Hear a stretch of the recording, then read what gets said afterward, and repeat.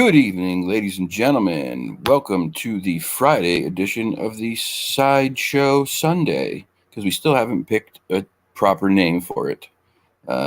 Maybe I should leave it up to you guys to pick, because we're not doing our jobs. We're not doing our jobs. Maybe we're not creative enough. I don't know. We've come up with quite a few names, and we just never really settled on one. So I think maybe the chat should decide this. I think that's the best way.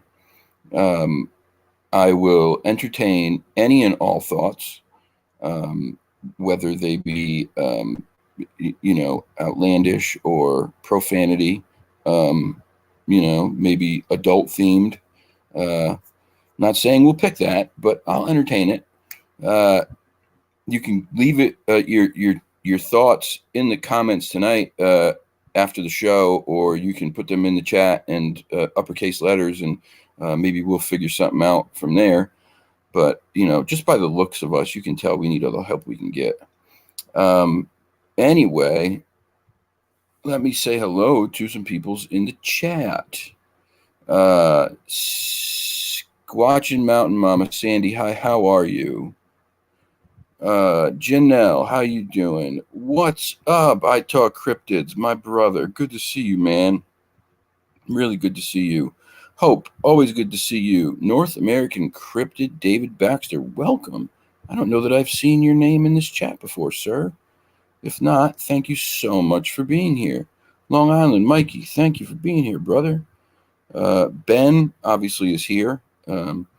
He is salty. Dude, I emailed you back, man. I emailed you back. I finally got the email. I found it, and then I emailed you back. I haven't gotten another one. I don't know if you sent it. If you did, I can't find it. But I sent you another one just telling you that, like, hey, I did email you back. I wasn't ignoring you. So if you didn't get it, let me know, and we'll figure out another way to communicate. My email is stupid. Okay, yeah, no worries then. No worries. I just wanted to make sure you knew that I wasn't ignoring you. That's all. You take your time, no rush, no big deal. Forgive the setting. The setting's a little different tonight. I'm somewhere different. I don't have all my equipment. I don't have a microphone. I don't have a light. Everything's upside down. We'll just leave it at that. But anyway, let's get this party. Real quick, let's bring Ben on. Let's bring Ben on because Ben needs to be a part of this. Ben, how you doing, buddy? Good, thank you, mate. How are you? I'm good now that you're here. Good. We are sans fresh tonight. There's no fresh. I guess without fresh, we are rotten, right? Yeah. We don't know where he is. The rotten too. Anyway, hope you're all good. See everyone in the chat. Hello, everyone in the chat. I'm glad you're doing well, buddy. Glad you're doing well. Yeah, I'm doing well, yeah. Yeah, Fresh was busy again, as most international men of mystery are. We had a big discussion this week about a lot of things regarding Fresh, about what kind of vehicle he drives. I always I always pictured him driving like a cafe racer motorcycle. Maybe like a leather jacket with his fancy sunglasses on. And then we discussed probably not. He probably drives, if he drives, he probably drives something very gothic. And he wears some kind of ornate cape like most vampires do. Right? Isn't this what we came up with? Yeah, he's definitely... It seems like there is some sort of vampire instincts going on. There's definitely vampiric tendencies. Yeah, he's going and coming at strange hours, and it's just... I'm trying to work it out, but I'm trying, but then I'm not. It's a difficult one. It is difficult. And what, we all know that the whole vampire thing, I believe, originated in Europe, right? Transylvania is where it all started. It did. Romania, correct? Romania, right? Yeah. So makes sense that he's still on that side of the world, right? Yeah. Could well be that. You I there's a lot mean, of vampire history in these old cities like London and you know there is some rumours on the lowdown that he could right be potentially living in a castle. right yeah So I don't know how huh. much truth there is in that, but you know, Well other people here have their thoughts about what he drives. okay. Janelle says Maserati. Hope says a VW Bug. Salty says he drives a blacked out Audi with interchangeable plates because he's Jason Statham. Yeah, Um, I would definitely. I'd be siding with the Audi there. I could go with the. I see this too though. I see fresh in a Chevelle that's modified out. Yeah, Um, yeah, that's a great car by the way. yeah. Yeah, anywhere from 69 to 71 are my favorites, but beautiful car. Yeah, I don't know. I mean, does he need to drive? That's the thing, because if he's a vampire, they have the ability to fly. Very true. I Very think true. I think our friend I Talk Cryptids is Sir Harlem is onto something here. It could well be. A Vespa, a pink Vespa. Yeah, you never know because basically he's. I think he's got some quite colourful dressing gowns as well, so that might That's the go other thing. nicely with that moped. You talk to him at 3 and 4 in the afternoon, and he's in slippers and a dressing gown still all the time. Yeah, he's a man of mystery. There's just so much going on there. Yeah, I'm not sure if he can even come out in the light, to be honest, Carl. I don't know. I don't know. I'm not sure. When he said he was going to the beach the other day, I'm thinking to myself like, that doesn't sound right. And then I thought to myself, well, wait a minute. There was a beach scene in The Lost Boys. Yeah, definitely. You never know. He could have been in a cave at the beach. Exactly. He could have been hanging upside down in a cave and then going to feast on unsuspecting beachgoers who were there for, like a fire at night, having some drinks, Yeah. maybe getting their groove on. Yeah. Suddenly they've been bitten on the head and the blood's out. That's it. Also, I don't suggest ever getting your groove on a beach. It's just not. It's not. It's not. It's not good. What isn't good on the beach? Getting your groove on.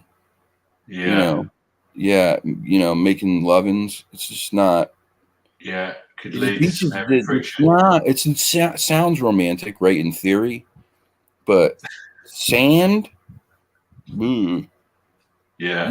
That stuff gets in places you don't want it to get. It does. It's not very sturdy. And then all of a sudden you think you're in a good spot where the tide's not going to hit you, and all of a sudden, splash, cold water, and you're like, oh, shit, just ruined everything. Yeah.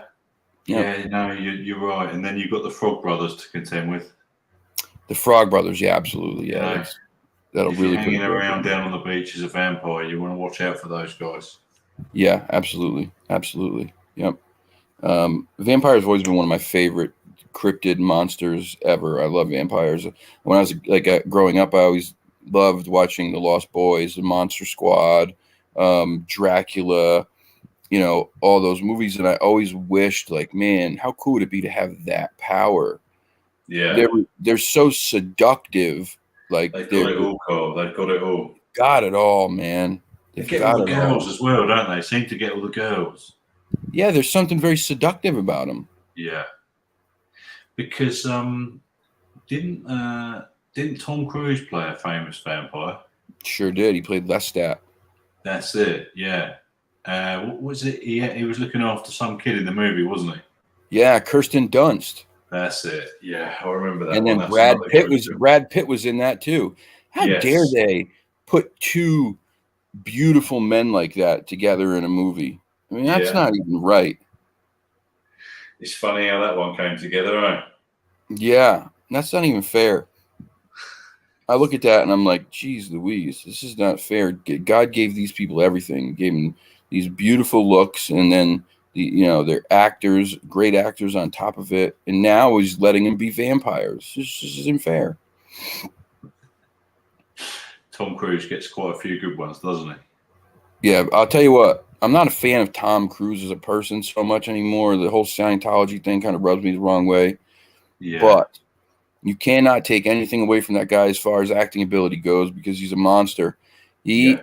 In the Maverick movie, he refused to do the movie if they didn't allow him to actually go up and fly in those planes. He had to do his own stunts. He had to fly in the planes. He had to learn how to take the G forces and how to breathe through it. Otherwise, he wouldn't do the movie. Clever guy. I Very commend the fit guy guy. because Very fit guy as well. he doesn't need to do that with his money and his fame. But I applaud him. Yeah. Well, Yeah, no, anyway, he was good in Top Gun as well. great movies, just wonderful movies. I love both of them. Yeah, they're wonderful. Sandy says she would walk around with fake vampire teeth all the time as a kid. Everyone used to make fun of me because I'm so pale, tell me I was a vampire, so I wanted to be. Yeah, I wanted to be too. I still want to be. Who wouldn't? Mom is very close by. she's very close by. The Vampires in Van Helsing. Are you talking about the one with Hugh Jackman? Is that Van Helsing? Because I believe that was the movie with Jennifer Esposito was a female vampire, and she was smoking. Was that the one where they went to the bar? The bar. Was that? Oh, sorry, I might be confused. I watched the vampire film once. They went into a bar and they were all bloody vampires. I thought it might have been that. And the girl and the female vampire started turning them to friggin' dust, right? Yes, yeah. That was Aaliyah. That was called oh man, Queen of the Damned. That's it. Yeah. Yes. That was with Stuart Townsend. Yeah, another great one. That was a good one. That got really bad reviews, by the way. Did it? Yeah, really bad reviews. I thought it was good, man. Yeah, I still watched it. I thought it was all right.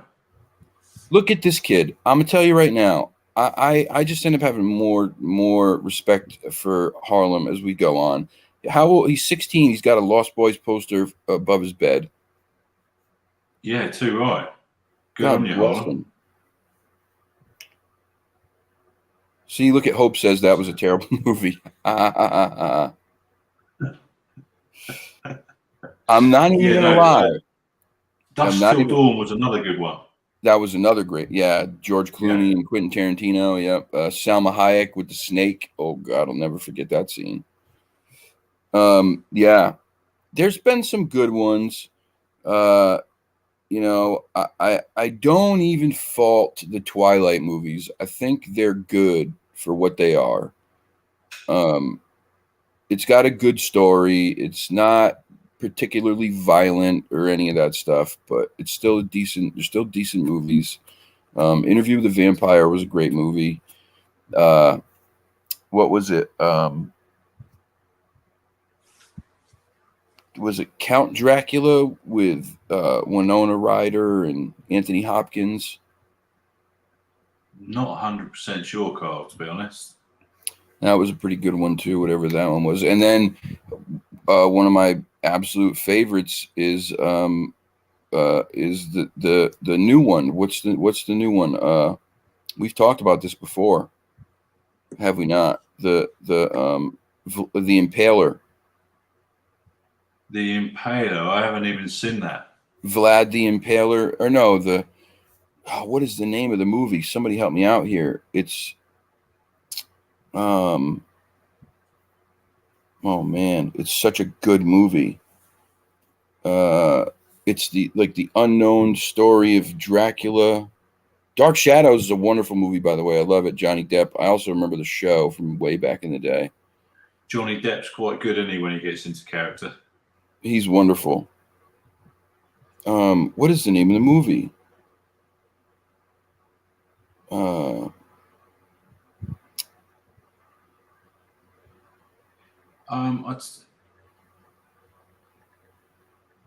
Do you know that in England we've got a? I'm just trying Dra- to find Dracula Untold. Dracula Untold. Wonderful movie. I'm just trying to find this. There's a comedy here that's, and I can't remember the name of it. It was something like When We Were in the Shadows, something like that. It was called. If you ever get the chance to watch it, it's hilarious. It's called When We Were in the Shadows. Yeah, something like that. It's like a comical take on vampires, but it's a brilliant watch. You'll watch one of them, and Is you'll it be a sucked TV straight. show? Yeah, it is, and it's still running now. They just did another series, so it's very I've popular. watched it. I've watched Yeah, it, and I can't think of the name. It's like What We Do in the Shadows, or yeah, something like that. Yeah, it there was is a funny. there was a scene in there once, one night, and they met some werewolves on a roof. So it was the vampires and the werewolves. And they were like, "Well, we got to kill these werewolves." So hell, well, it's easy. Watch this. And they just chucked this bonio off the building, and the dog just leapt off after it. Classic, absolute classic. Oh, that's great. Hello, Mimi.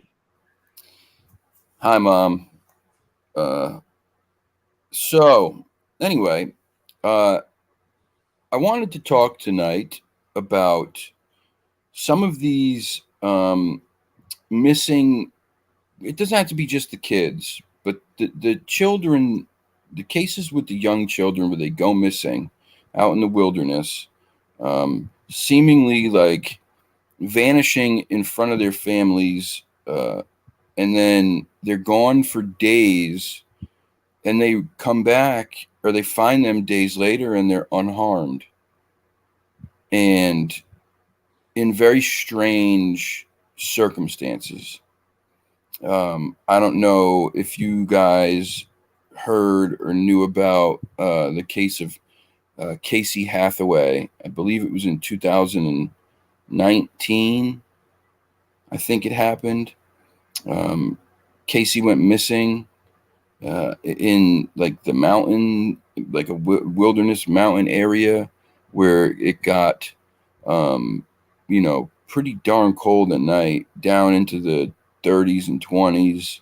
Uh, Plus, there was rain, very cold rain for the few days that Casey was missing. And then they searched high and low, search teams, dogs, no dogs lost the scent. And then the kid shows back up basically in a spot where they had already looked over and over, but 3 days later, 4 days later, unharmed, still alive, survived the cold, survived the wet, survived the terrain, survived no food and water at 3 or 4 years old. And one of the things that the kid kept saying when people asked him, "How did you survive?" And he said, "The angel bear. The angel bear kept me safe. It was the angel bear." Now, it sounds like a weird name, right? An angel bear. I have a hard time believing that any bear would keep a child safe. But if you think about how a child's mind works and they don't know what something is, they can only pull from what they know, right? Yep. If this thing is covered in hair and it's doing things to help this child remain alive, then they may equate that with an angel, because angels do things to help people. And then, all they see is this big hairy thing. Well, there's the bear part. You have other circumstances like this with oh, hold on, I gotta look it up. I got notes because my brain's bad. The kid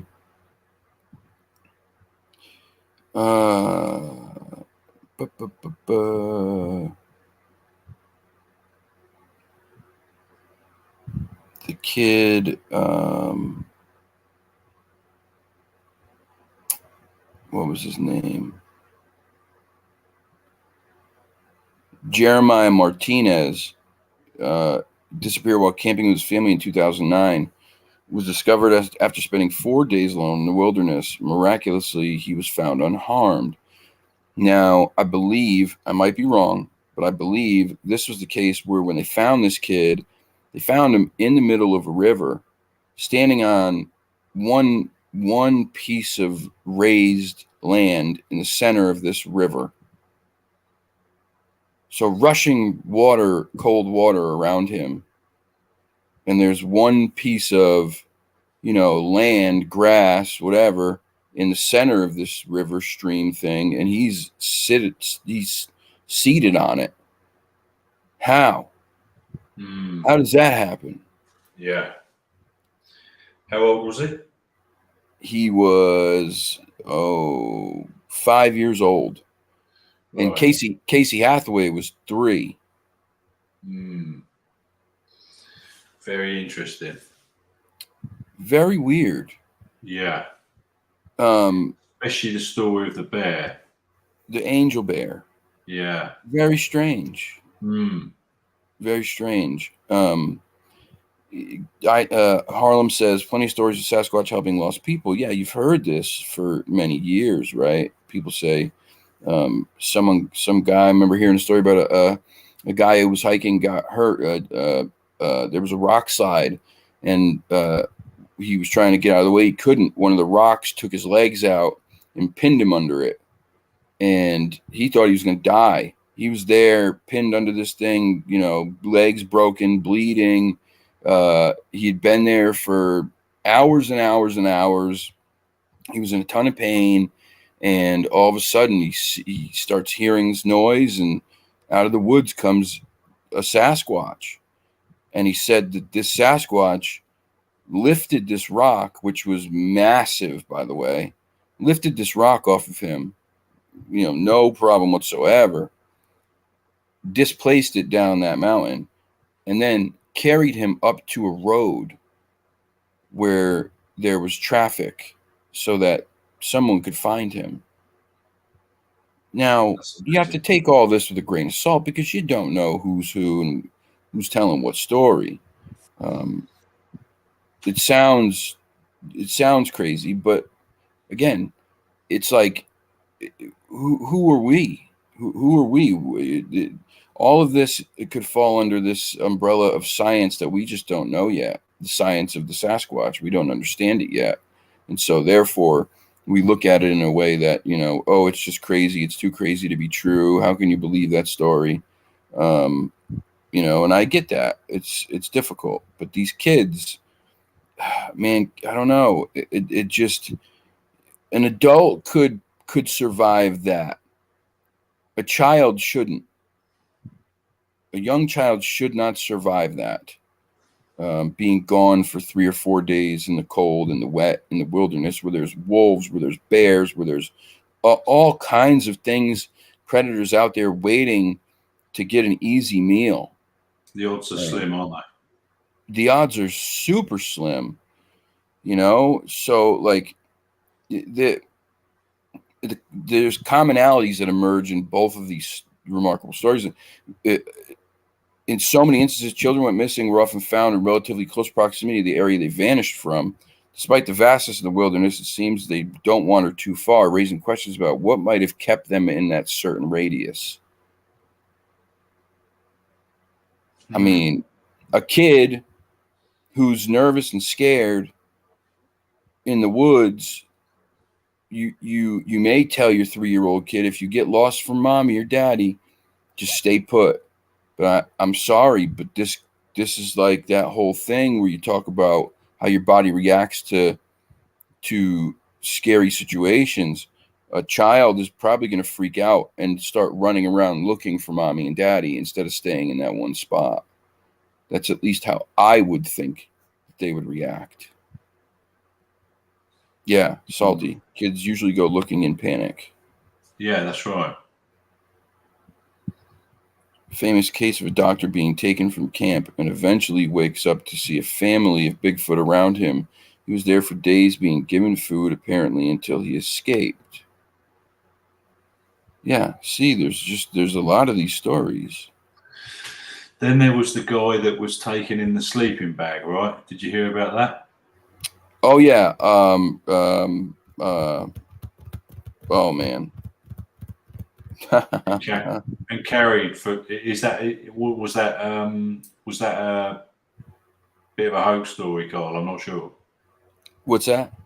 Was that a hoax story about the sleeping bag job? I don't know. It was a long time ago. Hard to imagine it being a hoax. He had so many details. Oh, what was his name? Somebody help me out here. What was that man's name? Such a famous story, and of course, I'm going blank. Jeez Louise. Hold on.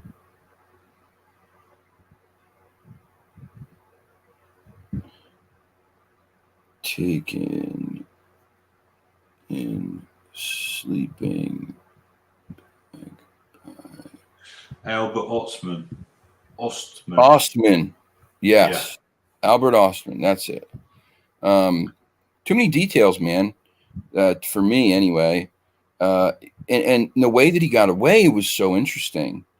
Yeah. Every time he tried to leave or move or something, the male usually would, like get in his way. Yeah. And he sat there watching them communicate, talking to each other, speaking, grunting, chattering, all these things for days. They were sharing food with him, nothing he wanted to eat.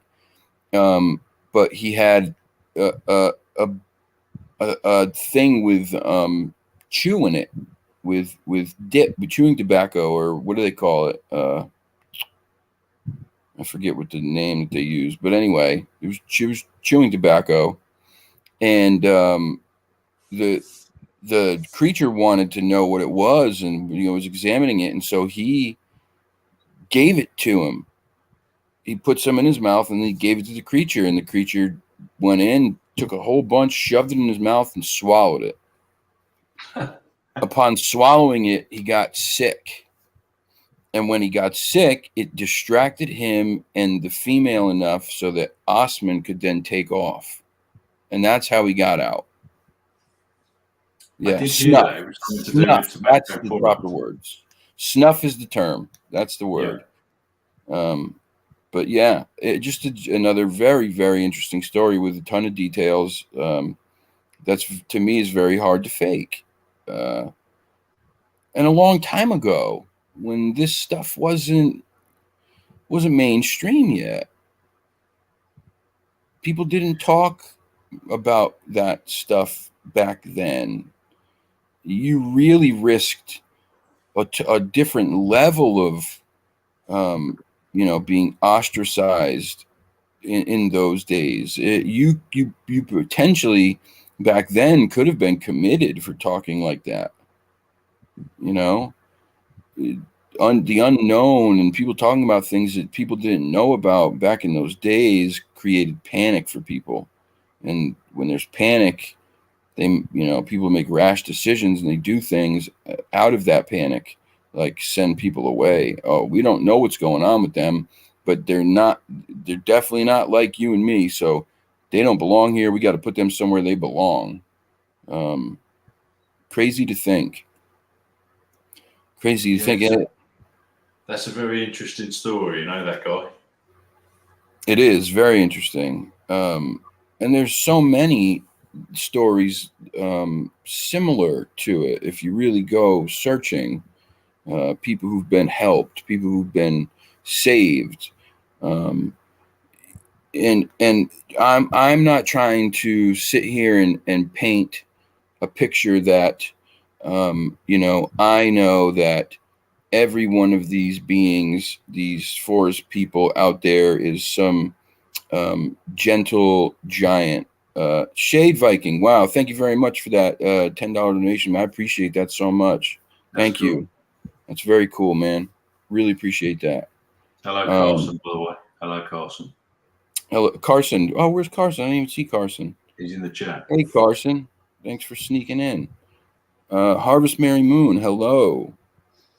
Sharon. Hello. Sharon with a double R. Yes. Yep. So yeah, it's just interesting stuff. Okay, hold on. I gotta know. Shade Viking. Back in the day, with the musical notes next to it, are you referring to the song? Back in the day, there was a there was a rap song from the 90s called Back in the Day, and it was oh man, this is I'm terrible. I can't remember anything anymore. He was a one-hit wonder, basically, though. But I remember the song. Back in the day when I was young, I'm not a kid anymore. But some days I sit and wish I was a kid again. That's one of those songs that like resonates with me still to this day, because who doesn't wish they were a kid again as you get older? I don't think that guy knew that song was going to mean so much to people so later on in life. I think the older you get, the younger you want to be, right? Yeah, things were easier. Yeah. Things were easier, man. You don't realize how good you got it. That's it. Life sucks, man. It's just tough. There's just so much shit. Yes. I'm Ahmad or Ahmed or whatever his name is. Yes, Carson. God, how'd you know that? How did you know that? Oh, thank you, Shade Vikings. Salute that. Thank you. Right back at you, bro. Appreciate that. Salty says Bigfoot is more of a grizzly man, not about that skull garbage. Yeah. Oh God, Ben, you probably won't understand that reference, but over here, the chewing tobacco, the two big brand names are Skull and Grizzly. Okay, gotcha. I think most of the real like, I don't want to alienate anybody, but I think most of the like guys who are Grizzly guys are usually a little more rugged than some of the Skull chewers. Skull's got all these funny flavors and stuff, and Grizzly's got burn your lips off wintergreen and but anyway, sorry, I just wanted to touch on that. Sharon, I would too. I would go back and make different choices too. Yeah, not for everything, but some things for sure. Copenhagen too. Yeah, you're right, Janelle. Copenhagen. Yep. Yeah. Is that another tobacco? Yeah, that's another chewing tobacco. Yeah. Copenhagen. Well, Skull Bandits were the thing. They were these little pouch things. You put it in your lip, and you didn't get the chew in your teeth, and you could just take the pouch out and then throw it away instead of having to scoop the stuff out. Yeah, because they put it underneath their lip, don't they? You put it right in here, in there somewhere. Yep. I think am I right in thinking that Billy from, I can't remember the name of the channel. Stupid. My mind's numb tonight. I'm pretty sure I've seen him with sort of something in his lip. I wonder whether he chews the tobacco. Billy. Yeah, Billy from Janelle. What's Billy's channel's name? Janelle will know. It's gone. It's totally gone from my brain. That's how I feel tonight. I'm like just one big massive brain fart. Sorry, everyone. If you expected to get anything out of me tonight, yeah, I know you're sitting there quiet, just nodding your head. You better start chiming in, bro. Good Lord. Sorry, I've been doing some. I've got my phone out down here as well, below the screen, and I'm just looking at some of the stuff you've been covering. So don't think I've switched off. I'm just sifting through stuff you're mentioning. That's all. Yeah, no, it's all good, man. And again, this is this show. Like, if you got other stuff that you want to talk about that's related at all, missing person cases, whatever, any of that stuff, like, bring it up, man. You don't have to just stick to the kids or any of that. There's other missing person cases that are strange to me that are adults. Yeah, no, it's a fascinating subject, that's for sure. This whole subject, we've got a really big one in the UK, which was Maddie McCann, which you've probably all heard of. Oh my God, yeah. And that's still going on now. It's one of the most debated missing. Well, it is. I googled it earlier, and it's the most publicised missing child ever. Yeah, weren't they on vacation in Portugal when she was taken? They were on vacation in Portugal. I think one of them's a doctor, and they had met with other friends. The kids were asleep in an apartment within view, and she was just literally taken in the night and never to be seen again. So it doesn't really tie in with that she was found, because they've never found her. But I think they've got somebody under suspicion who's in a German prison, but whether there's any sense going to come out of that, I don't know. She was an adorable little girl. I mean, not that matters. She could have been an ugly kid, but it wouldn't matter. It'd still be terrible. Yeah. It's just very sad that they've got no closure. It's crazy, man. If you go online and you look up strange disappearances, missing persons, unsolved missing persons cases, you'll find so many. Yeah. There's so many. I had a brief look earlier, and I wish I could remember the stats. It was 90 kids. I'm just looking now to see if I can get these stats so that. But it was a lot of kids every hour. This was just in America. Every hour, it was a lot of kids going missing. Now, 99.9% of them turn up fine, but there's a 1% always that throws everything out. That they've gone, they can't be found. There's no trace. Yeah, I think, and I might be wrong, but I believe the stats are something like 95% or 93% of them come back unharmed. Yes, 5%, like 3 to 4% are murdered or killed. Yeah. And then there's that other 2 or 3% who literally just vanish. Yep. They vanish. There was another. There's been some really bad cases in England. There was one a few years ago. I don't really want to bring it up because I'm worried that there might be parents involved that are watching, and I might not do it justice. So I'm going to keep stum. But it was very, very sad. So it was I'll briefly cover it. It was a child that went missing, and basically the kid's bones were found in a fireplace, not far from where she went missing. And what tends to happen, particularly with paedophiles, is once they've got the kid, they seem to panic and then kill the child. Yeah. That happens quite a lot. And we had 2 other girls taken a few years back by a school caretaker. That was another one. They both turned up dead. Very sad.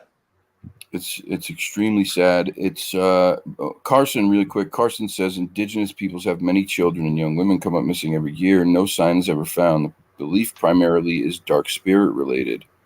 I mean, when you talk about a person literally just vanishing. Hey, what's up, brother? How are you, Joe, man? Good to see you, bro. Yeah, what did I miss? You missed vampires and chewing tobacco so far.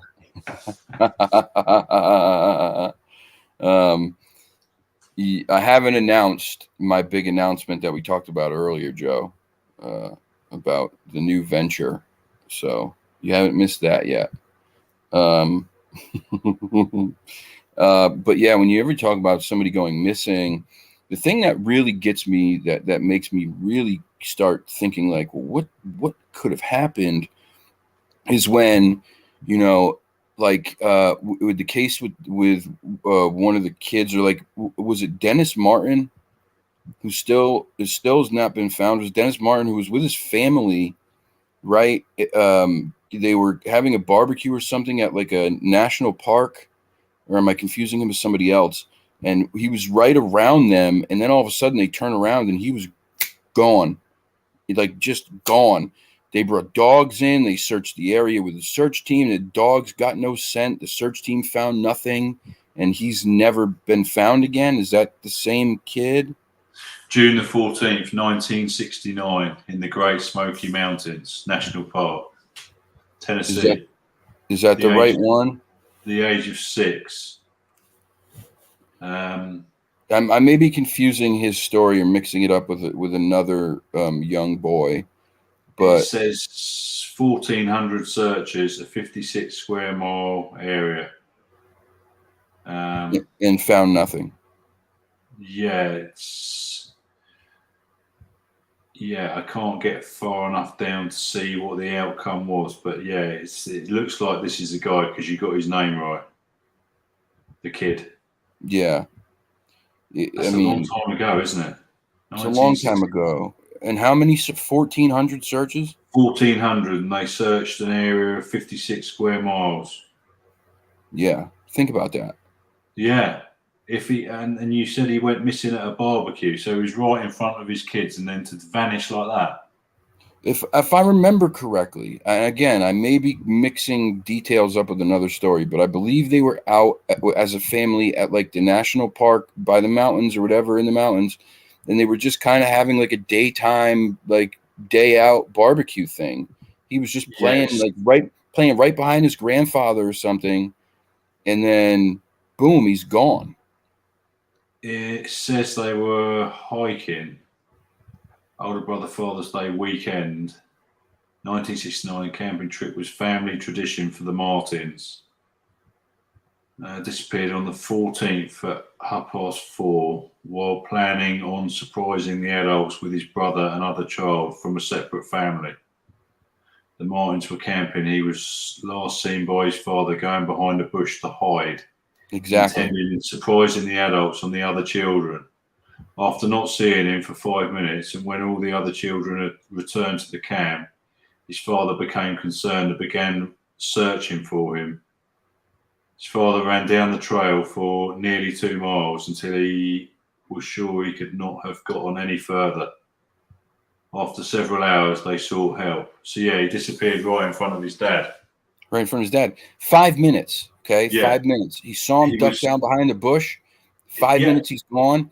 Yeah. A child that young is not going to cover more ground than an adult can cover following behind them. If your kid went missing within those 5 minutes and you went out in the woods, you should be able to catch up to them. Now, I understand the woods are big and they could have gone anywhere, but number one, the kid's probably not going to be quiet. If it was something sinister, or if it was violent, like a bobcat, a cougar, a bear, so the kid's going to scream and yell. There's going to be blood. There's none of that. So what the hell happened? There's something else as well about this story. I don't know whether people are aware of, but as the kid went missing, there was a huge lashing of rain, like 3 inches, 7.6 centimeters of rain in a matter of hours, washed out trails and caused streams to flood. So maybe that got rid of his tracks. Who knows? Yeah, there's that for sure. But yeah. And then the temperature dropped to 10 C. But they never found anything, right? Right. 1,400 searches, never found anything. Yep. Then the flip side of all this is you have these missing persons cases like you see on, David Paulides stuff and other things. If you research, you have grown men who are some of the most experienced wilderness survivalists, hunters, gatherers, hikers, probably in the world, some of these guys. And they know where they're at. They've been there many times. And then these guys go missing. And you have these very strange coincidences with some of them where, like, you'll find their boots. They'll find their boots, which I know hypothermia causes people to take their clothes off and their boots off. I understand that. But I'm just saying it's a very strange parallels between them. And again, these guys know what they're doing. They've done this many, many times. So it doesn't make a whole lot of sense. I don't know the details completely of this subject that I'm about to bring up, but I did read, I think it was one of the 411 this is, and it was like the granddad in the family. They went hunting every year. I think they were bow hunters, possibly bow hunters. They knew the area like the back of their hand. And he was with a group of really experienced hunters. He went to a spot where he always hunted and did well every year. They turned around to find him, gone, vanished, and never found a thing. Freaked the whole family out. I wish I had more details of exactly what happened, but it was a documentary. I'm sure it was the 411. This was the 411. I wonder if it's that guy from like upstate New York. Was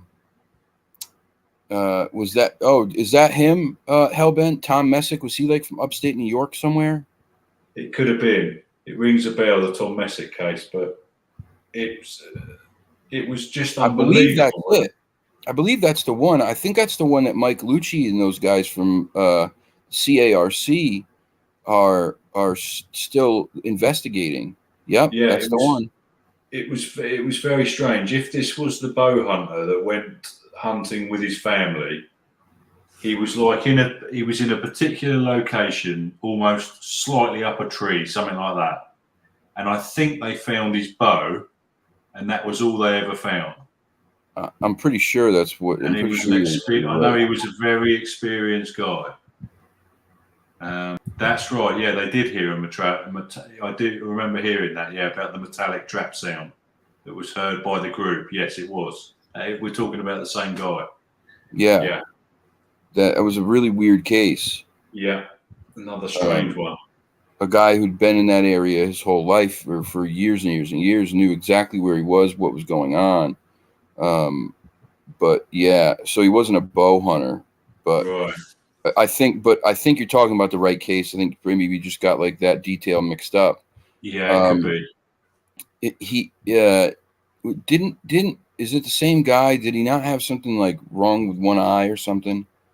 I didn't hear that, but that doesn't mean it's not right. He was using a rifle. The rifle was never found. Right. Okay. Let's release this.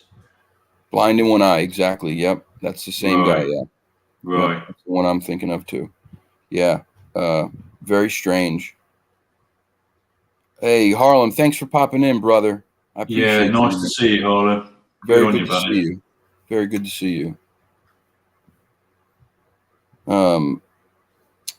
Yeah. And then there was this other one. Me and Fresh talked about it briefly. I forget where it was. I want to say it was somewhere on the West Coast or Midwest or something, where there was they had spotted some kind of weird shimmering light in the sky in the area where one of these people went missing or something. Does anyone remember this? Yeah, I can't remember which one that was, but another very strange, like detail. Um, it's all strange. I go back to the kids though, because kids are so innocent. Kids, they tell you like it is. They tell you what they saw in the best way that they can. Um, to go missing for 3 or 4 days at 3 or 4 years old, whether it's warm or cold. I mean, if it's cold, obviously it's worse. Uh, there's no food. There's plenty of danger out in those woods.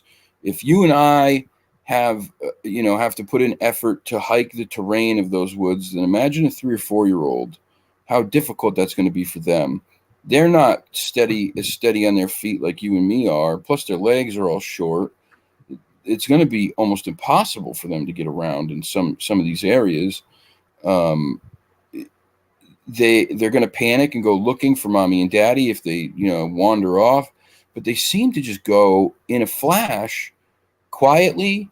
Nobody sees anything, nobody hears anything, and then 3 or 4 days they show back up perfectly fine. The Casey Hathaway story was the angel bear saved me, and then the other kid, I remember, I'm not sure if it was Jeremiah Martinez or if it was somebody else, but in the middle of a river or a stream, on one piece of like a little tiny island in the middle of the stream. How'd that how'd that Very four odd. year how'd the 4 year old get out there? Hmm. Sounds How? like it's probably quite a good spot to be found. Well, yeah, because number one, putting that child being on that island kept them safe from other predators, right? Yeah. Yep. Oh, for sure. Yeah. Safe place. And he's out the brush, isn't he? So, and he's sitting It's there like a sore thumb. it's just so interesting. It's just very weird stuff, man. I'd Hmm. like to know what you guys think. Do you think that these things are attributed to something otherworldly, something not natural?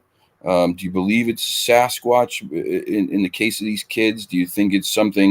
You think it's a Sasquatch in the case of some of these adults who go missing and are never found again? What do you make of a metallic trap sound? I know we talk about portals, when it comes to that stuff. It's possible. Um, just a lot of things that we don't understand, and to me, when I think about the kids, and I think about especially Casey Hathaway saying, "The angel bear saved me." The angel bear, it was an angel That's bear. fascinating, isn't it? It kept me warm. It gave me food. Um, Man, if that's a Sasquatch, uh, that's incredible. That's absolutely incredible. I don't imagine it's a bear. I just can't. I would imagine a bear would either, ignore the kid if it's a black bear, or usually they don't really give a shit about you or me. If it's a brown bear or grizzly or something, I don't know. That's a kid might be dinner or a snack. Um, Yeah. but yeah, I think I'm leaning towards what Joe's saying. Multiple cases of missing, more than one culprit. While some of these stories have things in common, and a lot of them they differentiate in many ways too. The fact that they go missing and these people vanish in odd ways is sometimes where it ends, where the similarities end. Um, I'm just reading an article on which national parks have the most disappearances. So this is in America. what do you got? Grand Canyon, Lake Mead, Rocky Mountain, Yosemite National Parks, the highest rates of search and rescue. All of those listed that I've just told you are the highest rates of missing people. Well, I can see 100% the Grand Canyon being number one on that list. I've actually got a list here as well of how many people in each park. So the Grand Canyon National Park 290. Yosemite 233, Rocky Mountain National Park, Colorado 165, Sequoia and Kings Canyon, California 138, Zion National Park, Utah 114, Great Smoky Mountains National Park, Tennessee, North Carolina 100, Bryce Canyon 86, Grand Teton National Park, Wyoming 59, Glacier National Park 58, Washington, Mount Rainier National Park, Washington 54, Cape Cod 53, Yellowstone 53. It's funny how they're all hitting those same sort of figures, right? 51, 50. You know, it's not till you get much further down. In fact, it only drops down to 47 and then it stops listing. So interesting. Yeah. I can totally understand why the Grand Canyon would be number one on this list, though. You know, you're talking about a place where people go to hike some pretty rugged terrain, people looking over the edges of these, you know, this canyon and doing stupid stuff and falling in or whatever. It's if you've never seen the Grand Canyon up close, it's so big and so vast. I flew over it going to Las Vegas, bro, and seeing it from a plane, an airplane, is like, you're like, holy shnikes. It's so massive. Big expanse of land. I mean, it is absolutely massive. It's really interesting to look to see it in person, and the crazy side of my brain goes nuts, and it goes, yeah, that wasn't made by water. I could see a UFO flying above with a laser just carving that out. Yeah. And I don't know that's not the case, but in my 10-year-old mind, like, I'm picturing this happening, this spaceship flying over with a big laser on it, just carving it out. But it's pretty amazing, that is. This also goes on to missing and feral people. So feral people? Yeah. We got somebody in the chat right now that knows an awful lot about feral people. Right. Okay. So this starts to mention. It does mention the missing 411.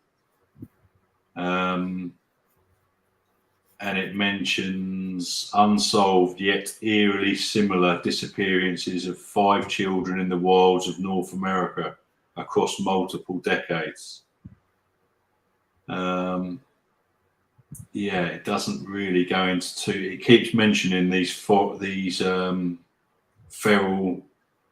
people, but well, Joe and Jesse have this area that they investigate that's got kids going missing. Oh, there's one here that's interesting that you might like. So it's this is called Wild Child. It's a 60-minute Australia exclusive documentary looking into feral toddler raised by dogs. The little girl was abandoned and made her home with the dogs in the farmyard kennels for 6 years. The dogs protected her and fed her and lightly loved her. She began acting like her canine family. Eventually, doctors tried to teach her to be a normal child. This specially digs into this story and talks about the nature versus nurture debate. Fascinating, eh? That's a real story? Yeah, that's a real story, yeah. So for 6 years, she was living with wild dogs in a farmyard. Wow, that's crazy to think about.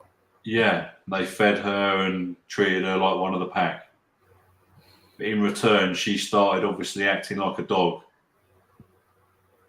Obviously, when she was found, it sounds like she needed quite a lot of sort of corrective behaviour.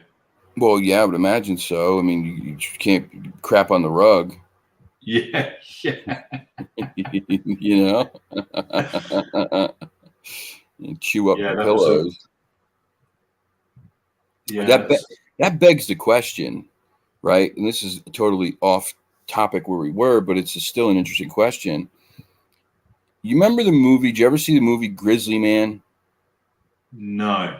It's a documentary about this guy who inserted himself into the wilderness with the grizzly bears, and he swore to God that he was one of them, basically, that he could become one of them, that they would accept Right. him. Um, and unfortunately, he ended up dying a very, very violent death.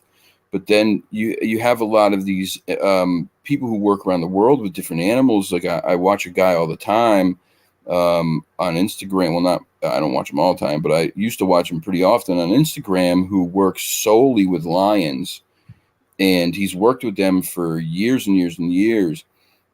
And we're talking about lions in the wild. We're not talking about on a refuge. We're talking about in the wild in Africa. And he goes out to see them, and he acts like them. He makes noises like them. He will assert himself in with like against other males dominantly if he needs to, and he believes that he is part of their pack. And because he behaves that way, they treat him as part of the pack. But I mean, do you ever get to the point where you're really part of the pack? Um, this girl may be pretty lucky that she never got attacked by these dogs.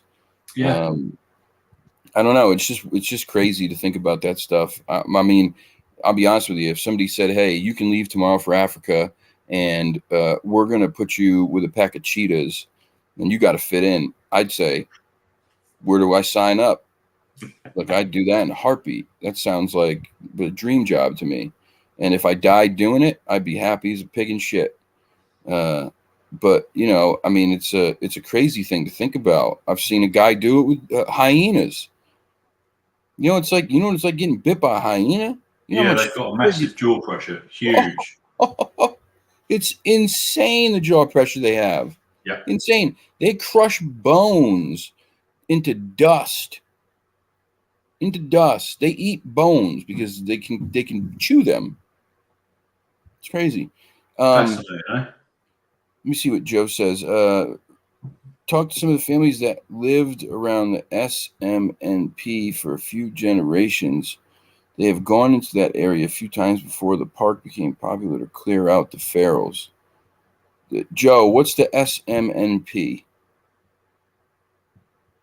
South something nature preserve? So I'm guessing here. What is the SMNP? SMNP.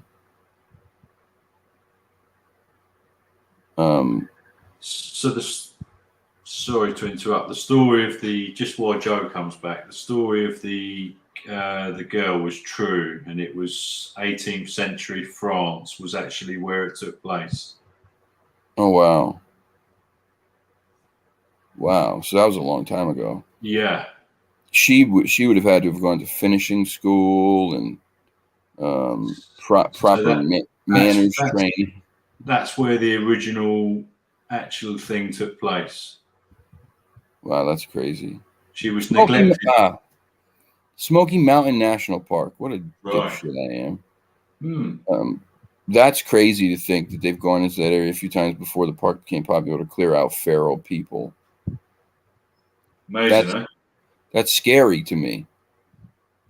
How do feral people behave? I mean, you hear feral. I know what feral cats behave like, and a feral cat is terrifying. Yeah, I know. I've come across feral cats on a golf course before. Yep. My brother took two of them home and tamed them, Yeah. and they were actually okay. They can be. It takes a certain kind of person, and Yeah, it takes it took a long time. yeah, and it takes very specific cues to get them to trust you. Like, it's possible though. Yeah, I'm a cat guy. Like I love my cats. I take care of cats outside, and I know quite a bit about them. It's not impossible to do, but I'm gonna tell you right now, if you come across a feral cat, and you get in their way, even a 12-pound feral cat, I would be afraid of. I would be afraid because that cat will attack you, and they are so fast that you'd need to be stitched up. It's just not a good look. It's not a good look. So how do feral people behave? Yeah. Are they violent towards other humans because they don't know? Are they more like skittish and keep their distance, apprehensive, hide in the bushes? Are we talking about people who behave like, the deliverance folk? I would have thought they probably very much know how to hide as well, Oh, I would imagine so. Being that they're out there every day, day and night, day and night. It's like you're going into their front room, isn't it? I would imagine so. Yeah, I would think there's, um, I would think that it'd be pretty hard to spot them if they didn't want to be spotted. But that's the question. If you started going into these places where they are they going to come out after you? Could be. Good question. I mean, Joe's been in some of these places. I know that. I know he's got that place where the kids were going missing from that, whatever that rainbow camp, whatever that crazy thing was that you talked about, where it was a hippie commune, wilderness camp for years, and then over the years, the hippie vibe and tribe left, and it became much more sinister. Kids would go there. It was like a wilderness retreat camp for bad kids or whatever, and so the kids would go there to go out camping for weeks and learn how to survive and all that stuff. And it was to kind of get them, to give them confidence and build them up and all these things. But that's not what they were doing. What they were doing is some of these kids were going there and then never being seen again. Apparently, there's more to that I can't share, that we talked about. That was just creepy as all get out. But just more cases of kids going missing, and I think back in the '80s in America there was much more, running away, right, quote unquote. Kids were running away, but yeah, they weren't running away. And you've seen the proof of that, Joe. But in the '80s, it was like kidnapping kids was like this. We had this panic here, I think, for a while. I don't know if it was because it was more mainstream, but it was like, you watched out for the creepy van to come pull up next to you, slide that door open, and yank a kid inside. That was what you looked out for.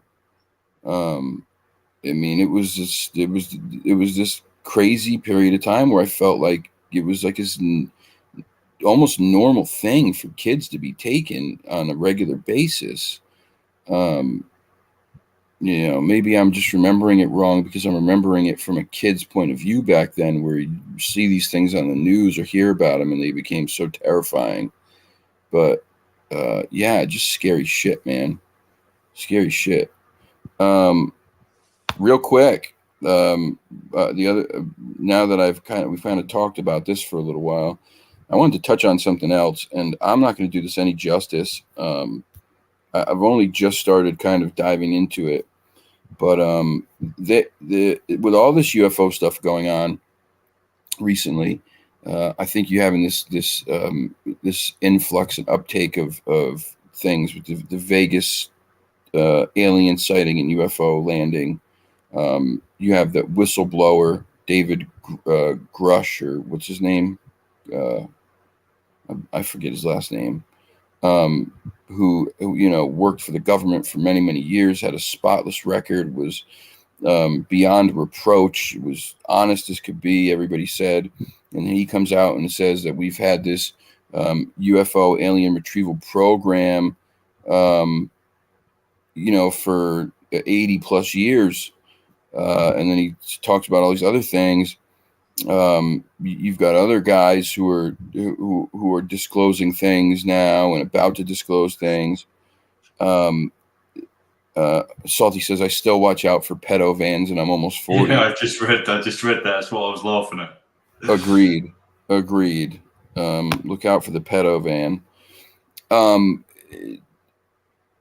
This all of this UFO stuff brings forth these questions. I don't know if you've ever heard of the Fermi paradox. You ever heard of this, Benny? I did have a brief look at this, and I've got to tell you, I had trouble making sense of what I was reading, but I only spent 5 minutes. I literally just glanced over it. It was something to do with filters, wasn't it? So, the great filter, but I'm going to start with the Fermi paradox. So the Fermi paradox, simply put, is it's basically like a mathematical equation that takes into account all of the stars and planets and things in the galaxy or solar system. Then it takes each one of those and sees, if it has the ability to have life on it. Does it have the ability then to have intelligent life on it, and then to survive and to grow and get, more advanced or whatever? And then it tells you what the odds are that there's the possibility for there being intelligent, advanced life in, our universe, our galaxy, whatever. Well, there's this theory now. There's just not now, but it's been around. But there's this theory. It's called the Great Filter. And hey, Bernie, and the Great Filter is basically this theory about the advancement of civilizations, that at some point in a civilization's lifespan, so in like humankind's lifespan, there comes a great hurdle that we have to get past in order to become a great civilization, a highly advanced civilization, a civilization. And to be advanced means the capability of inhabiting things outside of our own planet, interstellar travel, interstellar habitation. And so the questions come up, why if there's so many planets and so much space, and so then why are we not seeing other beings? Why are we not seeing them? And this was kind of the question, and the answer to that for some people was, well, the things have to fit just right for there to be life, number one, and it can't just be primordial life. It has to be life that is advanced, right? Yeah. Then there are these steps that continue to get in the way of life. I mean, it happened for humankind along our journey from when we were just dragging knuckles to where we are now. There's all these things that tried to stop us from evolving, but there's always one that is that's the major hurdle that stops every civilization in their tracks, basically. And that's why people say that there are not aliens. There's not other things out there. If there were, we'd see them, because they would have made it past the Great Filter by now. They should have. If they're a great advanced civilization, they would have made it past these hurdles and be able to travel here and all this shit. It is, I mean, listen, I am so rudimentary with this. I only just started reading about it, but if there's any truth to this, then it's important to know where we are on that timeline. If we passed the great hurdle already, which it could have been evolving from apes on dragging our knuckles to, you know, what we are now. That could have been the great hurdle. It could have been some cataclysmic event like a massive volcano erupting, or natural disasters of some kind. I don't know.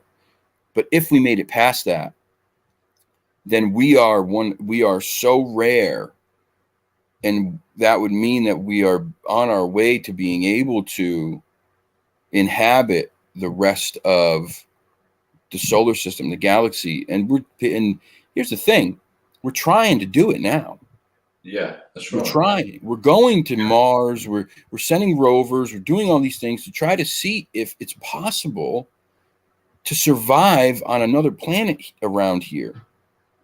Do you ever wonder, Cole? You know, you say about sending the rovers, and we've got these little devices roaming around on planets millions of miles away, right? Sending back information. Do you ever wonder whether some of the stuff that we see in the skies is actually other forms of life sending stuff here to check us out? You know? Do you mean like when people see UFOs or weird lights in the sky? Yes. Yeah. Do you think it's other life who are advanced and they're sending things here to look at us? I just wonder whether, you know, could you imagine being a lizard or something on Mars, right? And one day you look up and you see this bloody thing coming down, and the parachute goes, and then the jets go off, and then it lands, and then this little thing crawls out, and it comes over the desert, and it's roaming around with these little cameras looking. You know, there's some stuff. You know, if they're as advanced as us, and they've only got to fly around up there, take a few pictures, you know, check us out a bit, and then zoom off. You know. Yeah, I know, I get it. Yeah, I think that. I mean, I wonder that, you know, there's not a whole lot of options, I think, for what their agenda would be here, right? Yeah. The hope is, if they are coming here, the hope is they're coming here because they're curious. They're coming here because they want to help us. Well, yeah, I mean, it could be all of the above. It's just interesting. And another thing that fascinates me as well is when you know, they call this the blue planet, but when you actually look at this particular planet from space, I mean, it sticks out like a sore thumb. It literally glows blue, you know. It must be like it must be like the arcade lights, you know, ding ding, come in, spend some cash, you know. Right. Yeah, it's possible. I mean, absolutely possible. It's the scary thought, though, is what if their agenda is the complete opposite?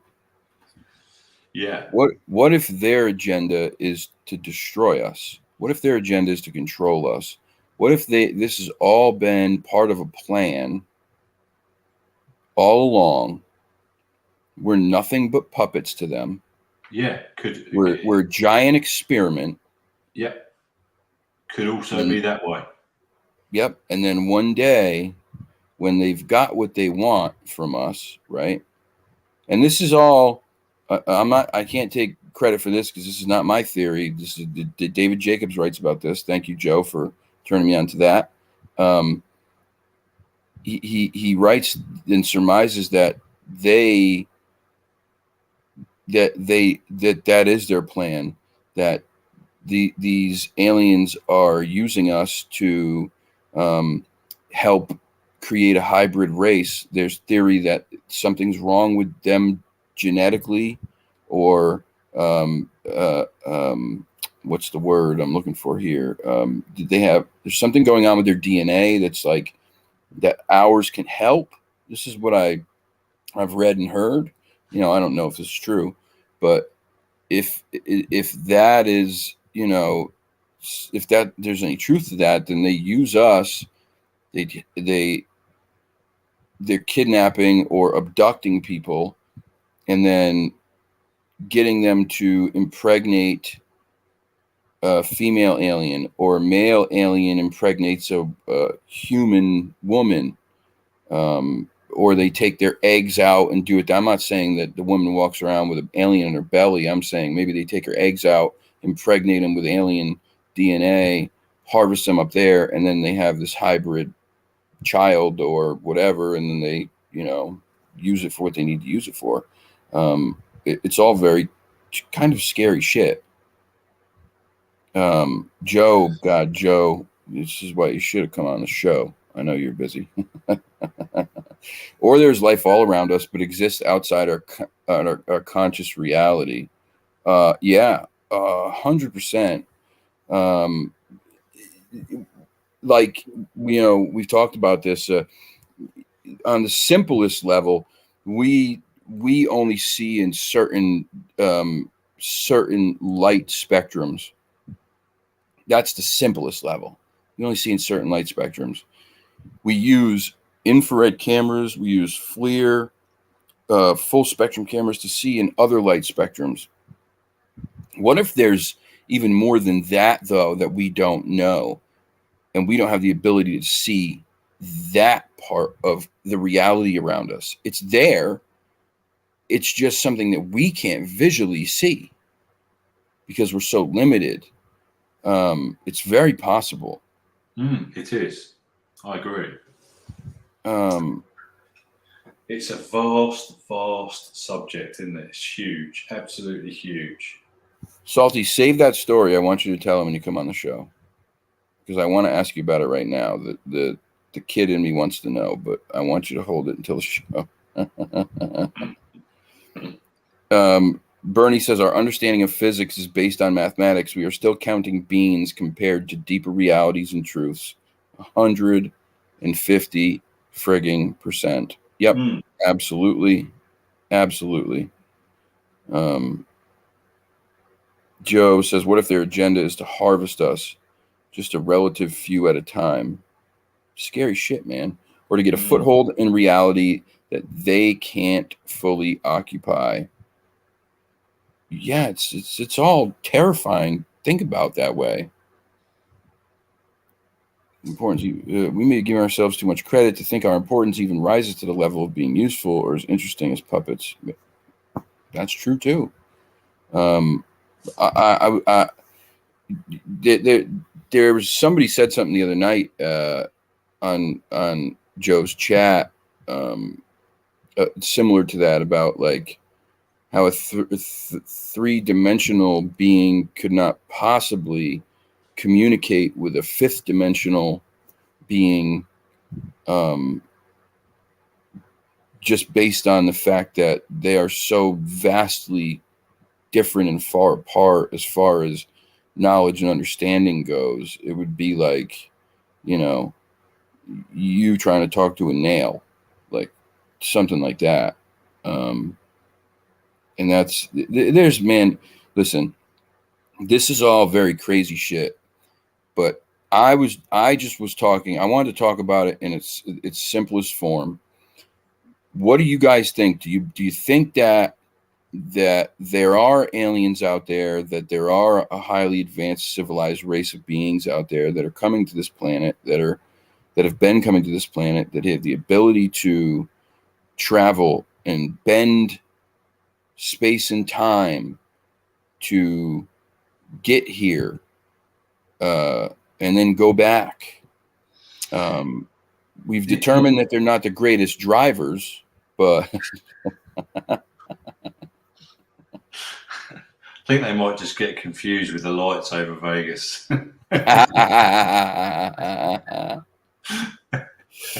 They're probably zooming down and seeing all these guys with the flyers and the cards for the hookers and the escorts, and they're like, whoa, smash.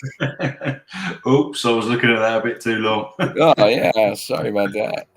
Thinking about how they'd like to create a hybrid with that one. Yeah, it's a fascinating subject, and also it's amazing when you look at the Goldilocks zone as well. Are you familiar with the Goldilocks zone, Carl? Very little. So Right. you take the reins. So that's where our planet sits exactly with enough light, not too much heat. Everything's perfect. So they call that Right. the Goldilocks zone. Yeah. And there's not too many, although there's planets that are within realms, and there's a lot. I think there's certainly life on most of it, but intelligent life forms in that area. They call it the Goldilocks zone. So it's where planet Earth is. It's just warm enough. It's not cold enough. The sun's doing the right thing. Everything's fine. We've got stuff growing on the planet. We've got plenty of water. You know, that's a very interesting. That interests me as well, to find out how many, not just planets that could be habitable, but are sitting in those zones around other stars. You know, that's another Yeah. fascinating. Yeah, 100%. Because think about that. Yeah, Think about that. Like that's that scenario. statistically, Yep, the possibility that all of these things align so perfectly that's it. You got it, brother. That's it. to create life, and not Yeah, just life, yeah. this kind of life, Intelligent life. Yeah, intelligent life, and to continue having that life grow and exist and advance itself for all these years. That this is just it's crazy shit to think about. And this is where I have to say, as much as I am not a religious person, this is when I say I believe that there has to be some element of something larger that helped create this, not mm. just a speck of primordial ooze that that poof, it did this and it did that, and it you know the nucleus and the atoms and blah. I just don't believe that. I have to believe that there was a bit of each. And if you start looking into things, I can't just say like, yes, science created all this. I just think there's got to be something bigger, whatever that is. I don't know.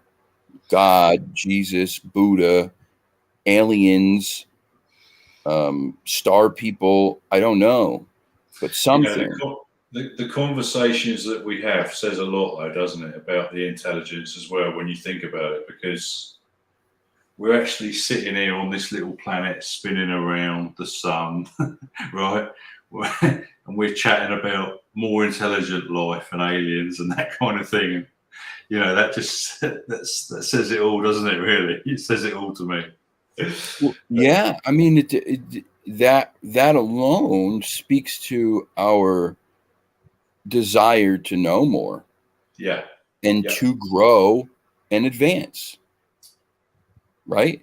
That yeah, we talk about, that we talk about it, that we question it, that we want to know, is yeah. literally speaking to the fact that we have this desire to advance. That's it. Yep, yep. Um, Joe says Venus and Mars are in the Goldilocks zone. Also, lots of stuff needs to line up for life. Yep. Yeah, that's right, Joe. 100%. Let's see, Miss Trade. They say that our thoughts create energy and literally expand beyond our heads in the light spectrum, which we can't see, but can the Sabe see that light, and ETs for that matter, or quite literally outright see our thoughts? They seem to know what we are thinking, and that is what the whole foil hat thing is about. Ben knows all about the foil hat. He wore one on here a couple weeks I'm ago. a foil hat expert. I have to say, if anyone needs to know about foil hats, shoot. Ben's Um, got, yeah, Ben will make you the best one ever. yeah, I have to wear them sometimes on the show to protect myself from the signals. So, Yep. Or from the information from Fresh, yeah, that's right. the stuff that discombobulates your head for 2 weeks. Yeah, that is true. He does do Yeah. that. He has that effect. Um, let me see what Joe says. Life expands to fill every niche. Given the life of the universe, we should be seeing immense space colonizing species, but there doesn't appear to be life like us anywhere. Okay, but so here's the other part of that, and the question that I have is, um, are we looking for? Good night, Janelle. Thank you for stopping by, honey. Thank you for being such a wonderful supporter. I appreciate you greatly. Life like us. Are we looking too much into the fact that the life has to be like us? Can it be intelligent without being like us? I think it can. Can it exist in a completely different manner 100%. and be intelligent still? 100%. Right? So we may not see it because it doesn't exist like we do. Yeah.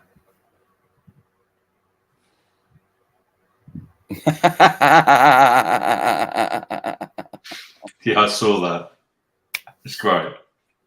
Yeah, guys, please hit the like button, man. I get not very many likes on these videos, and you know, I mean, I'm a small channel. I think I've lost people because I took time off for myself to get my head right, and you know, decided to speak out about some things that I didn't agree with, and I think that ruffles some feathers. But you know, I'm a human being. I'm just a human being. I'm trying to advance daily myself, and in that process, I make mistakes. So I'm thankful for everybody who did stick around and who still watches and still comes to support. It means a lot to me. So if you do support, please hit the like button. It means a lot. It gets the videos shown even to a few more people on a scale this small. You know, it's certainly not going to get me rich, but it definitely will start to get other people seeing these things. We're looking for three-dimensional carbon-based life forms. We might be an anomaly. Yep, 100%. That's exactly what I was talking about. We could be completely different from any other intelligent life form out there. They could exist in a way that makes absolutely no sense to us. It's an interesting subject there, actually, that Joe's picked up on, is the carbon, because we have a hell of a lot of carbon in us, don't we? Yeah. You know, coming possibly from the makeup of how the planet was formed. I don't know, things that have struck us. That's what they say. It's just interesting that particular, the carbon is in us a lot. And could other life forms be made of other stuff that's completely different, but just as intelligent, even more intelligent? You know? Yeah. Yeah, 100%. Very interesting. Salty says our brain is trained to recognize things that are normal in our world. So when we encounter something unrecognizable to us, sometimes we don't even acknowledge them. Yep. Yeah. Great point. 100%. Great point. And again, you know, here's where things can kind of crisscross over, right? It's trained to recognize things that are normal to us. This is where we talk about pareidolia in the Sasquatch world. It's trained to recognize things that are normal and take things that we don't and make them, you know, we see common things in them. We see faces in bushes or in moving water. We hear voices when you're near a river, or when the wind blows, because these are all things that are normal to us. Venus and Mars. Like you say, I wonder if it's making us see something that we don't understand, but making us understand it through what we, you know, what we know in our heads. I don't know. Some of the stuff yeah. That's familiar to our brains. That's what I'm trying to get at. Right. Yeah. Yeah, man. It's a lot of questions that need to be answered. I'm curious to know if what you guys think. Do you believe that we that we could be past that hurdle? Do you think that that humankind on this planet is advanced enough to be past that great filter that usually wipes out life forms, advanced civilizations, and stops them from becoming great? And by great, I mean being able to inhabit other planets and you know um, and interstellar travel. The thing is, that hurdle comes in many shapes, sizes, and forms, doesn't it, Carl? It sure can. So it could be something internal, like squabbling among ourselves, which happens a lot with wars and It could be. It could be that we're not there yet, and we're about to wipe ourselves out because of stupidity. It could be an external force, couldn't it? It could be like a meteorite or something to smack us and knock back life. Look at the dinosaurs. What happened to those guys? They were nearly wiped, weren't they? With this apparent meteorite that struck, it was so big that it just created a nuclear storm. Everything went dark. Everything died. You just never know what the hurdle is, right? Yeah, I mean, there's no way for us to tell for sure. It's fascinating. I'm kind of hoping for the best, but preparing for the worst, Carl. If you know what I mean. Agreed. Maybe not even in our lifetime. I just don't. I have a hard time thinking that we are that we are so advanced when we still continue to, fight over race, creed, color, religion. Exactly. We are. You see the shit going on in Russia right now, in Ukraine. Yeah. You see the ongoing wars and violence in the Middle East that probably will never stop. If you see things like what North Korea is and what they do to the people there, it's so horrifying. It literally makes me feel sick. Let's face it. It doesn't seem that we've even got the intelligence to unite, does it? No, and I believe like the most advanced civilization should the number one thing that they should be is united. Exactly. You need that to become fantastic and great, surely. And I would assume. I think we're lacking that extra step of just connecting and moving forward together, rather than all this squabbling shit that's going on over virtually nothing, isn't it? When you think about it. Yep. I mean, let's face it, right? Let's have a look at it. If we got attacked tomorrow by some sort of alien force that came here and attacked us tomorrow, do you think the world would then unite and all these squabbles would be forgotten to fend ourselves, to fend them off? I don't know. I can tell you this. I remember when 9/11 happened here.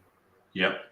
And that was the most united I had seen the United States of America in my lifetime. There we go. That's exactly what I'm talking about. It's going to take a great threat. So again, okay, so there you go. A great threat, a great hurdle. But it's going to take a great threat to unite us. But will it be too late at that point? Could be. Wouldn't the point be to advance so much as a civilization to the point that you would know ahead of time that you need to be together as one, growing as one, helping each other as one, so that thing, that terrible thing, doesn't even happen. That's correct. Yeah, that's correct. That's the way I look at it. I think we're a very fractured world. We're living in a very fractured world over silly things, And if we all united together, we could be fantastic. So much more intelligent. Things that we could accomplish if we so much more progress, so much more caring, sharing, just better, much better, advanced, much more advanced. And I think we're just fractured, and all the time we spend this time squabbling and fighting over nonsense, we're not going to achieve our true goals, are we? it's I mean, it's certainly possible. Geez, I mean, God, you guys keep bringing up really good points, though.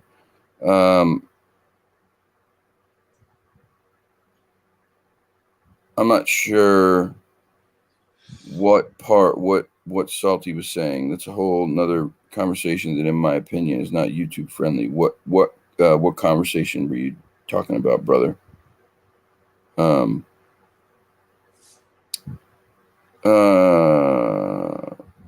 Fresh is definitely an anomaly. For sure.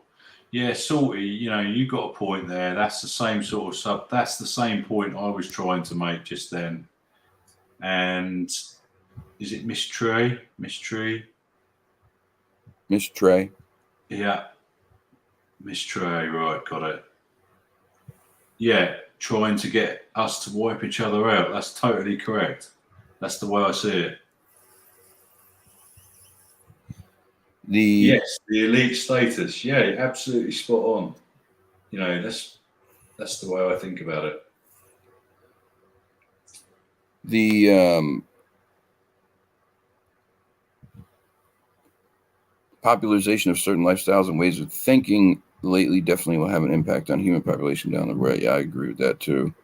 We don't know what other life looks like. We could be the most peaceful race in the universe. Now imagine that. Imagine that. Yeah, it could be. If that's the truth, to me, that's terrifying. Yeah, we're in trouble. If that's the truth, that is horrifying. We are legitimately we are one egomaniac away from pressing a button and ending this world as we know it. Yep. We're tilting on the edge. In We fact, are. Your subject's fantastic that you brought up tonight, because I believe that we are on the edge of a precipice now. I agree. In many shapes, sizes, and forms. I agree 100%. And like I say, unless we can get our act together, we're going to struggle. I agree. I think that, while we advance in some ways, while we may advance technologically, I think a lot of it is pulling us away from advancing morally. Yeah. Yep. We're connecting with each other through technology, but forgetting to make those connections with each other in real life. Yeah, how often, and I want you to answer this. I want everybody in the chat, if you can answer this question for me too. 25 years ago, 20 years ago, if you were around then,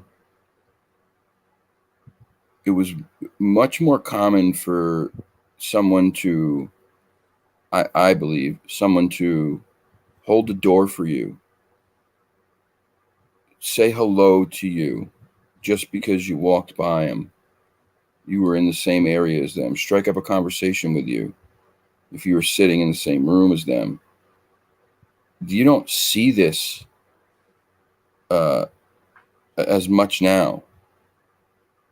The communication and the ability to connect with each other on that level is just kind of dying. So pushing this technology forward may be helping us in some ways, but in other ways, I think it's doing the opposite. Yeah, I think you're right.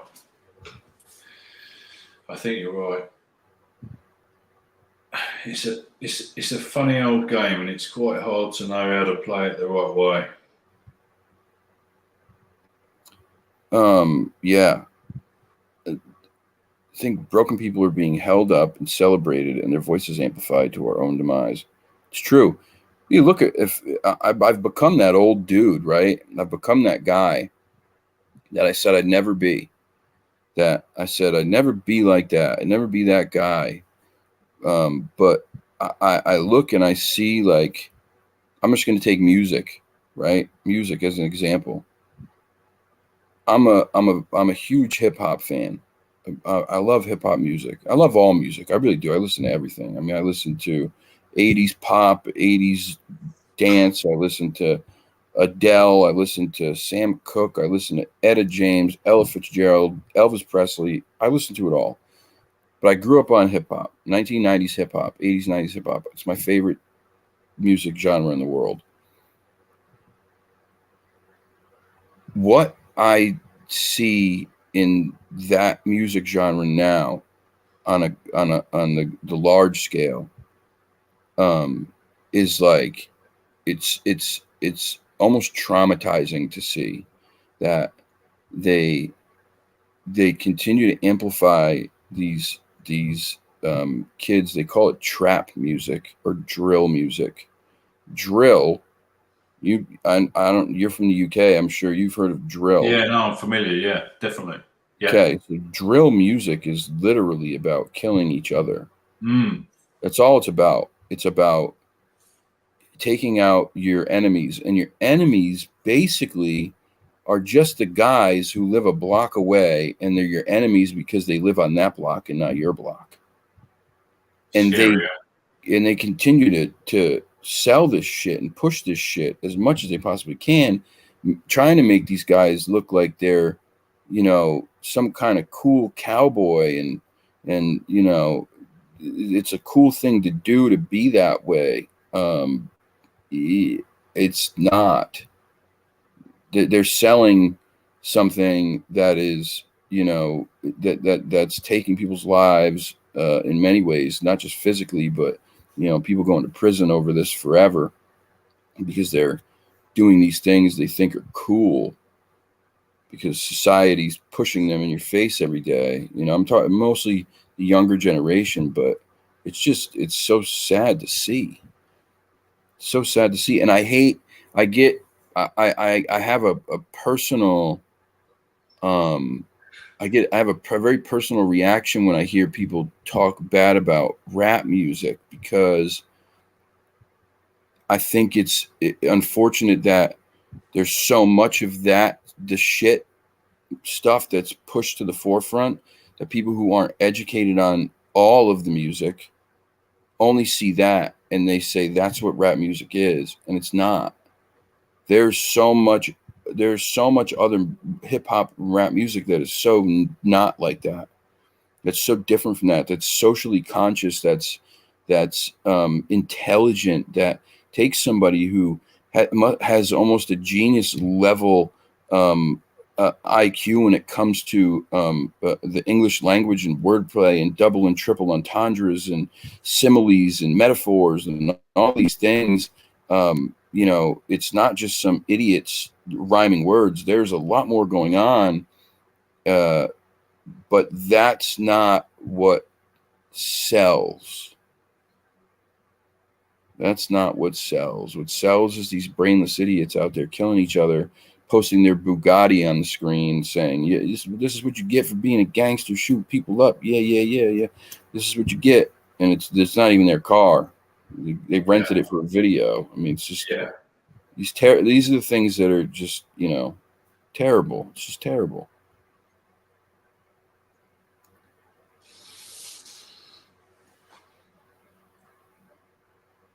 Told my younger self. I'm just reading some of Silvy's comments.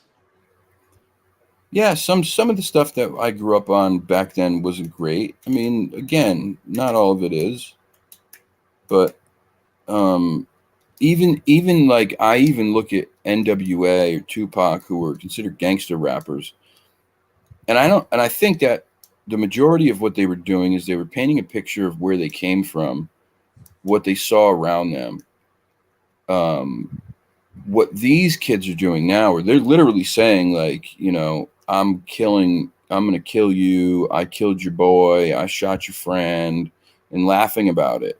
um That's much different even than what quote unquote gangster rap was back in the day, you know. But anyway, we got way off a topic on music. I don't know how, I'm my dumbass. Yeah, perception changes as you get older, life experiences. Yeah, absolutely. Yeah. Yeah, 100%. Yeah, that's true. You didn't need an interpreter. It's supposed to sound like Miss Tree. Oh, Tree. Okay, Trey. I see TRE and I think Trey. I went to school with a kid whose name was Trayvon, and that's we called him Trey, and that's how it was spelled. So I apologize, Miss Tree. I think you got it right. I think it was me that said Miss Trey. No, I did. Yeah. Nerd says, "Oh, that's awesome. I think that's great, though. I love when they bring like orchestra instruments into hip hop music. It's like one of my favorite things, actually, when they do that, violins and horns and shit. I love it. The Wu-Tang Clan did that very well. They had this girl who used to play the violin, and then Jay-Z used her, Miri Ben Ari. She was like this violin extraordinaire. She was incredible. And they used her quite a bit back in the 90s. She was so fun to listen to the violin in rap music. LBC. That's right. Gangster rap. Snoop Dogg. Yeah. Yeah, I liked a bit of Snoop. Yeah. How can you not like Snoop? He's a bit of a dude, isn't he? He's great. I love Snoop. I love Snoop. But anyway, we got way off topic. But it's such a big question. It's such a huge question to ask.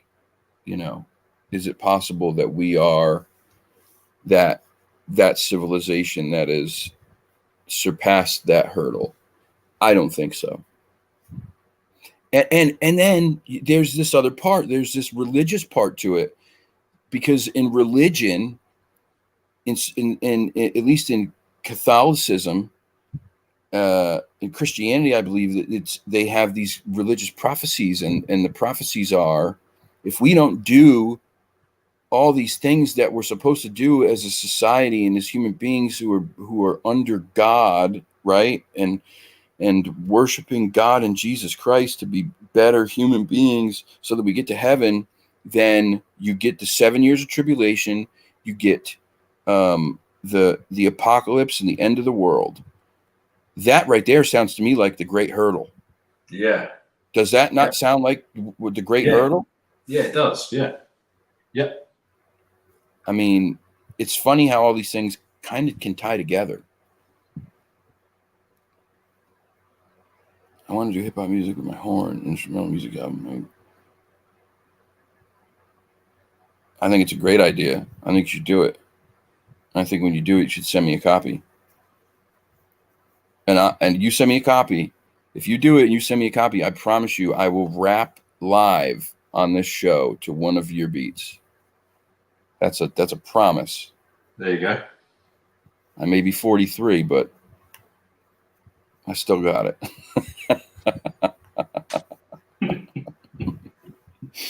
Yeah. All right. Anyway, I know it's late over there, buddy. I gotta get going too. I'm tired. Yeah, me too. I've got to be somewhere early in the morning as well tomorrow, which is unusual for Saturday. But once again, thanks for having me. Thanks everyone in the chat. It's lovely to see you, and hopefully we do it again next Friday. Oh, by the way, I did speak to Salty the other night, and he told me, a little birdie told me that he's preparing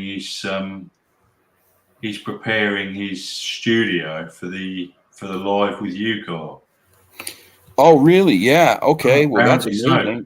Apparently, there's a lot of work going on in the background there with Salty. So I'm excited. I'm excited to have Salty on the show. I definitely want to have Salty on. I think it's gonna be a really fun show. Number one, Salty's Salty just has that sense of humor. I think that we all love so much. It works What very is well. this? Sorry, what is this thing with Hope? Hope, what is this thing about the colonies? About what? Have a great 4th of July, even though the colonists won. Even though the colonists won. Oh, the colonists. Are we? Is this? We're going back to the history now, aren't we? We're going back to the history of America, England, right? Is this some sort of war that we lost? Yes, you did lose Yeah, I it. thought it was. Yep. It's I thought it Independence was. Day, July 4th, Independence Day. Yeah. Gotcha. Well, When Hope, you we, can't win them all, can when we it? gained our independence from that awful place called England. Yeah, that's Those it. tyrants. Yeah. Well, what can you do, eh? Sorry about the tea.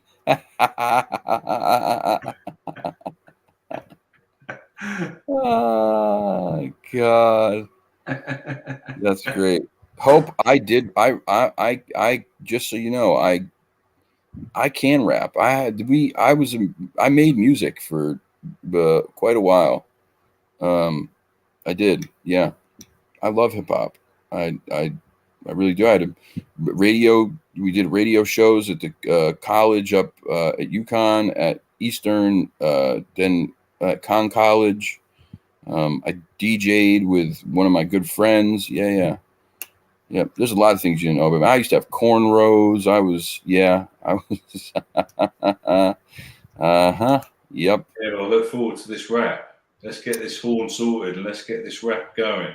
Yeah, get that horn going, get that beat going, and we'll get it done. But anyway, let's get out of here. You got to go to bed. You got to get up in the morning, and Take care, everyone. Have a I'm great gonna go weekend. too. Thank you, Thanks, Ben. I'll Carl. see you next week, buddy. See you, mate. Bye. All right, bye. Guys, thank you so much for tuning in tonight. I appreciate you all. Next week, I should have a guest. I've spoken to two people about next week. So hopefully on Wednesday we'll have a show with a guest. I'm not going to say who yet because I don't know who yet. Depends on. I was all into. He said cornrows.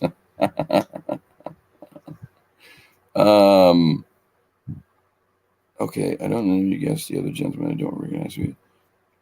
Oh, that's my buddy Ben. That's Ben. He's a good buddy. He's not a guest. He's basically a co-host on Friday nights with me. Him and our other friend Fresh.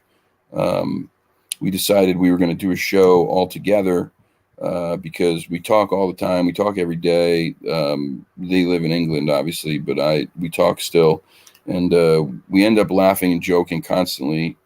Also discussing these topics and stuff pretty in depth. And I said, we should do this together. I think it'd be a fun thing.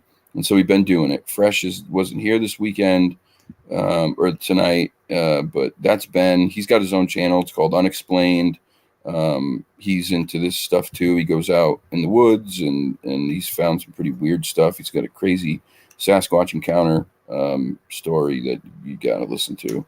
He told it on the first episode of this when it was on Sunday night, because this used to be the Sunday sideshow. It's just on Fridays now.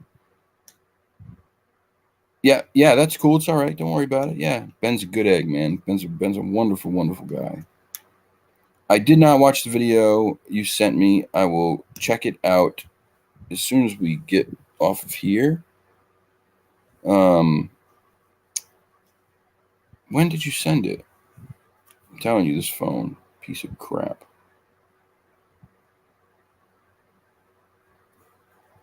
Piece of crap. Wednesday you sent it. That's good. I have not watched it. Let's watch it right now.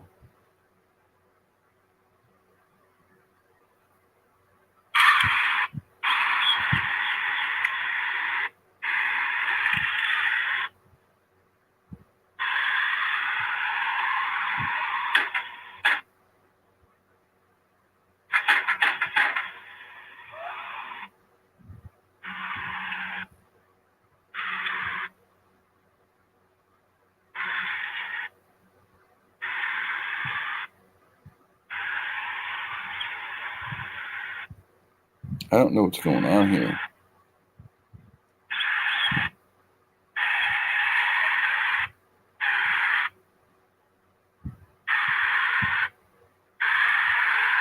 Are they shooting at each other?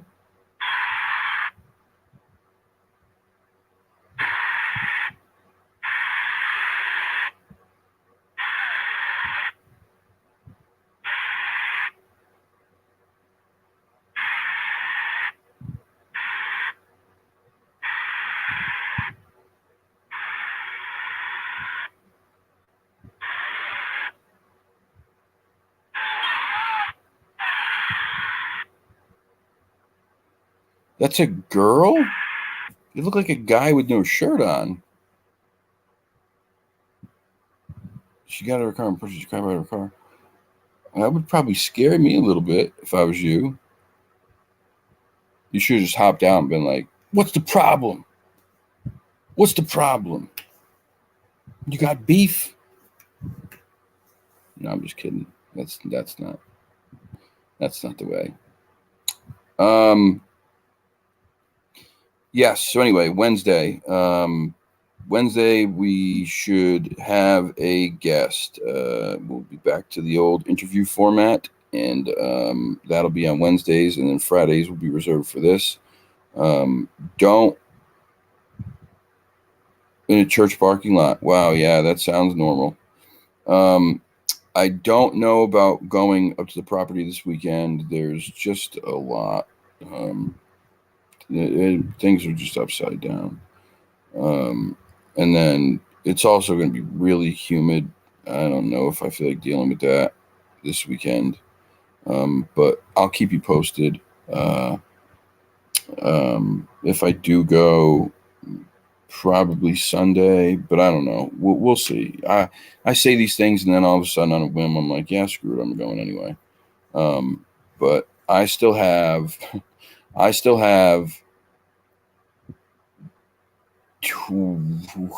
think 12 or 14 hours of audio that I haven't even touched yet. I can't find the time. So there may be stuff on there that I'm completely missing. So I got to find time to do that. When I do, obviously I'll have a show strictly dedicated to that if there's something on there. If there's not, then, no show. But anyway, thank you all for tuning in. I really appreciate you all. Thanks for sticking with me through all of it, thick, thin, in between. Means the world to me. And we'll be back. This show will be back next Friday, but I will be back on Wednesday. The audio could be mind-blowing. You're right. There could be a Bigfoot on there blowing us kisses and saying, I love you. I love you. At which point I would be called the biggest hoaxer in the world. So I probably wouldn't even share it. Just saying. But yeah, next week I'll be back on Wednesday. This show, obviously, every Friday, unless something comes up. I love you all. Have a wonderful night and enjoy your weekend. Until next time, I'm out of here. Peace and Sasquatch grease. See you later.